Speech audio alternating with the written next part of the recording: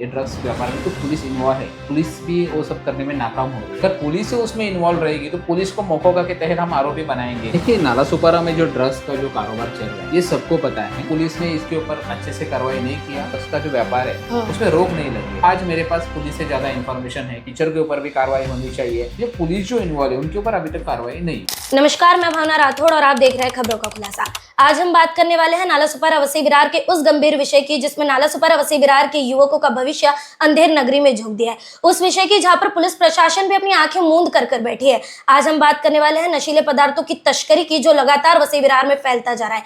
इस पूरे विषय पर सुशांत पवार द्वारा फेसबुक पर लगातार पोस्ट भी किया जा रहा है और अब ये विषय विधानसभा में भी उठ चुका है। आखिरकार क्या है पूरा विषय, उनसे जानेंगे। नमस्कार सर, क्या कहेंगे, क्या है पूरा विषय?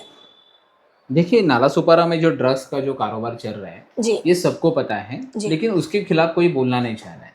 और जब हमने ये देखा कि बहुत सारे जो यंग लड़के लोग हैं, स्कूल के लड़के लोग हैं, वो ड्रग्स का नशा कर रहे हैं और उस पे ऊपर कोई प्रतिबंधक मतलब रोक नहीं लग रही है और पुलिस भी वो सब करने में नाकाम हो रही है, तो मैंने सोशल मीडिया से कैंपेन चलाया कि अगर इस पे रोक नहीं लगी और इसमें जो पुलिस जो इन्वॉल्व है, ये ड्रग्स व्यापार में कुछ पुलिस इन्वॉल्व है।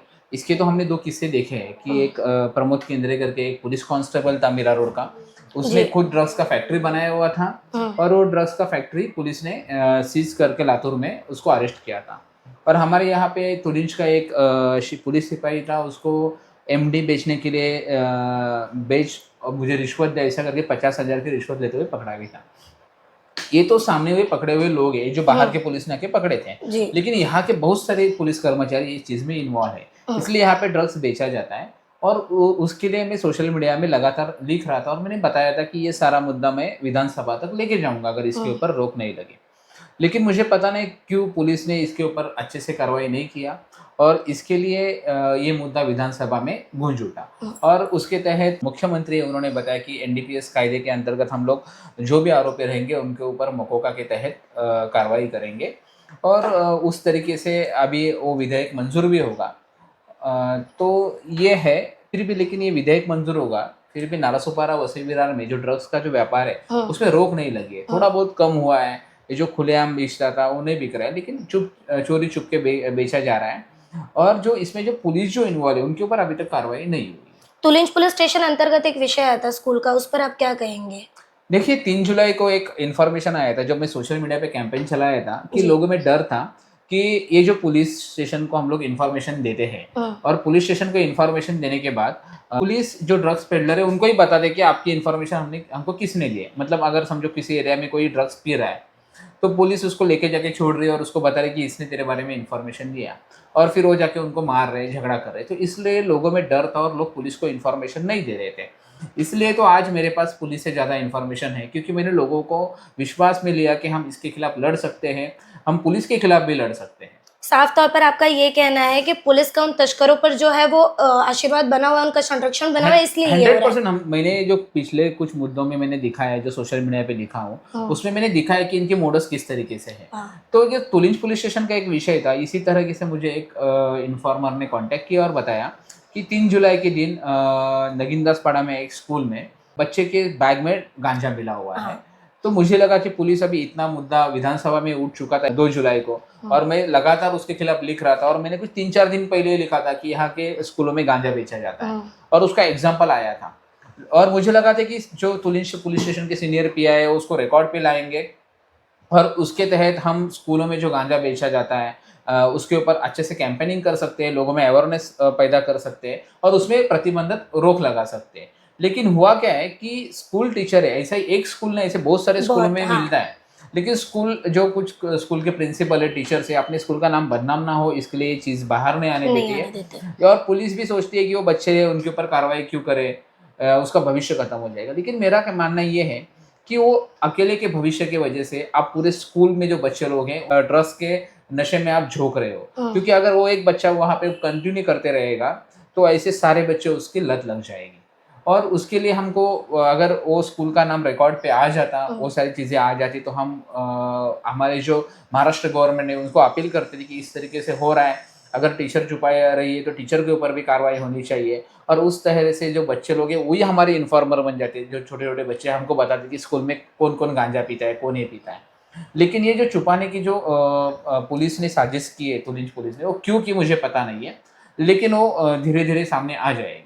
स्नेहा दुबे ने जिस तरीके से इस विषय को विधानसभा में उठाया, क्या लगता है इसका असर होगा कहीं ना कहीं? 100% विधायकों ने जो मुद्दे उपस्थित किए, जो गवर्नमेंट में होते हुए भी उन्होंने मतलब जो पुलिस डिपार्टमेंट है उनके खिलाफ बोलने की हिम्मत की है, उसके लिए मतलब उनका बहुत बहुत थैंक्स बोलता हूँ कि उन्होंने जनता के विषय को बहुत गंभीरता से लिया है।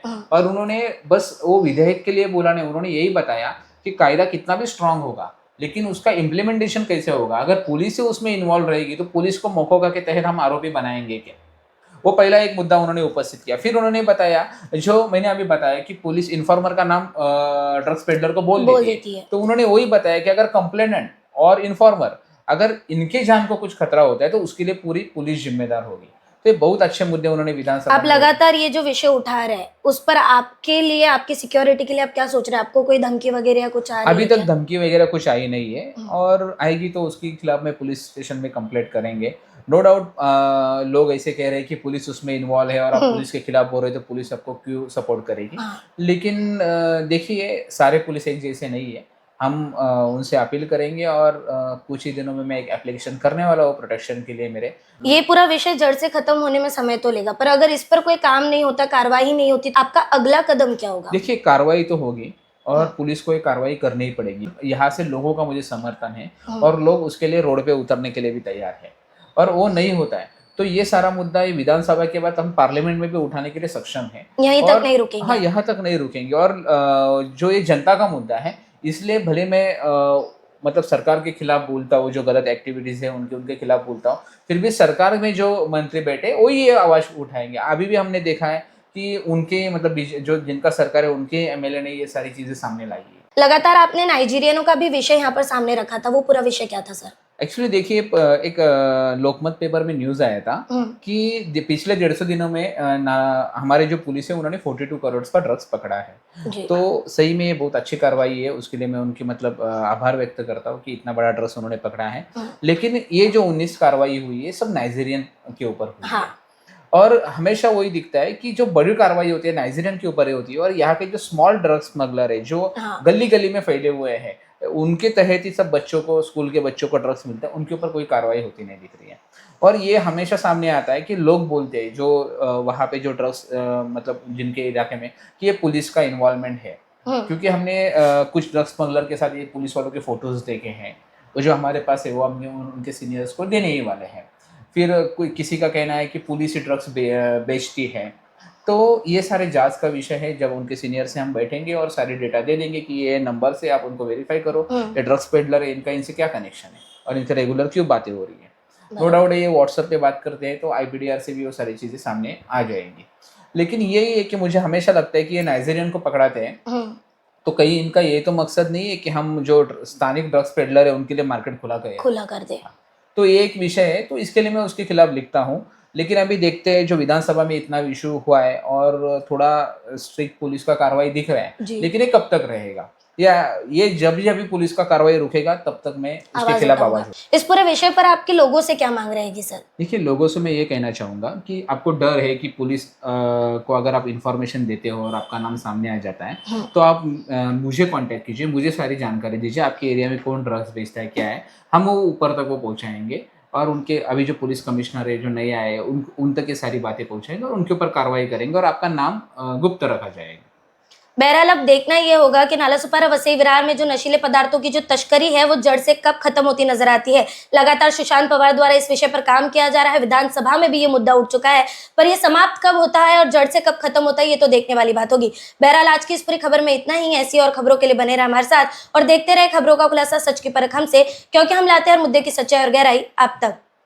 खबरों का खुलासा से भावना राठौड़ की एक रिपोर्ट। ऐसी और खबरें देखने के लिए बने रहे हमारे साथ और सब्सक्राइब करें खबरों का खुलासा सच की परख हमसे। सच परखेंगे तो बदलाव पाएंगे, साथ आएंगे तो हर खबर का खुलासा होगा। वीडियो पसंद आने पर लाइक, शेयर, कमेंट, सब्सक्राइब जरूर करें।